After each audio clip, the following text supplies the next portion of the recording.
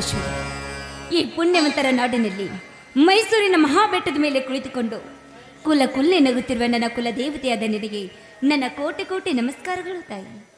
ತಾಯಿ, ಮಣ್ಣಿನ ಮಕ್ಕಳಾಗಿ ದುಡಿಯುವ ನನ್ನ ಪತಿ ಹಾಗೂ ನನ್ನ ಮೈದನಿಗೆ ಅವರಿಗೆ ಚೆನ್ನಾಗಿ ಹೆಸರು ಕೊಟ್ಟು ಈ ರೈತನ ನಾಡಿನಲ್ಲಿ ನಿನ್ನ ಹೆಸರು ಉಳಿಸ್ಕೋ ಅಂತ ನಾನು ನಿನ್ನಲ್ಲಿ ಸೆರಗೊಡ್ಡಿ ಬೇಡಿಕೊಳ್ಳುತ್ತೇನೆ ತಾಯಿ, ಸೆರಗೊಡ್ಡಿ ಬೇಡಿಕೊಳ್ಳುತ್ತೇನೆ.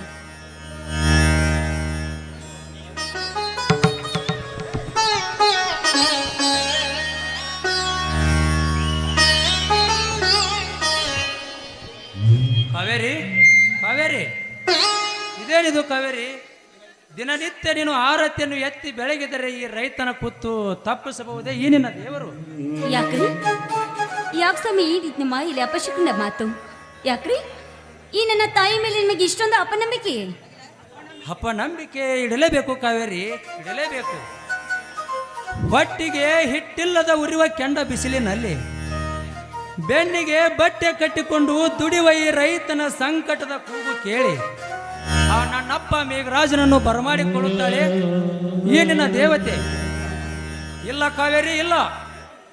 ಕಂಡವರ ಹತ್ತಿರ ಸಾಲ ಮಾಡಿ ಬೀಜ ಗೊಬ್ಬರ ತಂದು ಅಬ್ಬರದಿಂದ ಬೆಳೆ ಬೆಳೆಸಲೇಬೇಕೆಂದಾಗ ಮಳೆ ಇಲ್ಲದ ಬೆಳೆ ಕಂಡು ಆತ್ಮಹತ್ಯೆ ಮಾಡಿಕೊಳ್ಳುವ ಈ ರೈತನ ಸಾವು ತಡೆದು ನಿಲ್ಲಿಸುತ್ತಾಳೆ ಈ ನಿನ್ನ ದೇವತೆ.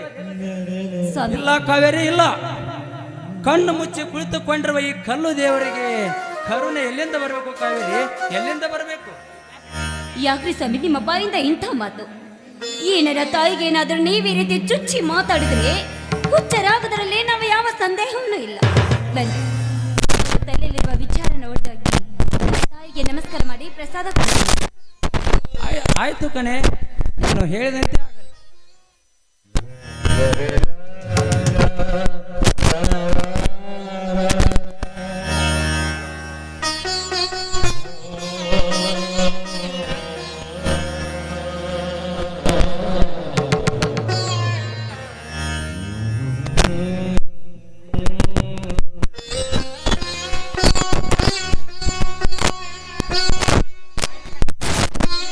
ಆಯ್ತು ಕಣೆ, ನೀನು ಹೇಳಿದಂತೆ ಆಗಲಿ.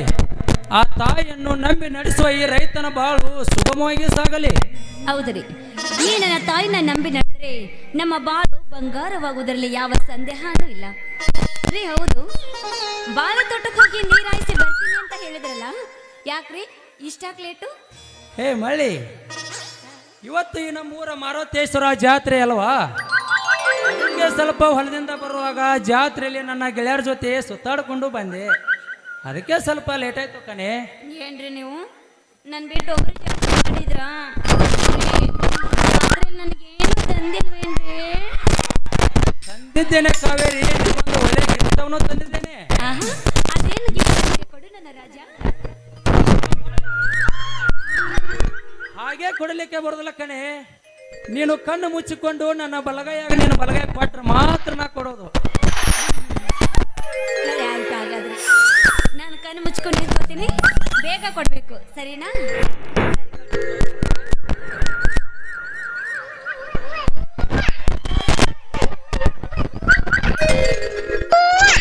ಹೋಗ್ರಿ, ಯಾವಾಗ ನೋಡಿದ್ರೆ ಬರೀ ತಮಾಷೆನೆ ಮಾಡ್ತಿರಲ್ಲ. ನೀವು ಈ ರೀತಿ ಮಾಡಿದ್ರೆ ನಂಗೆ ತುಂಬಾ ನಾಚಿಕೆ ಆಗುತ್ತೆ.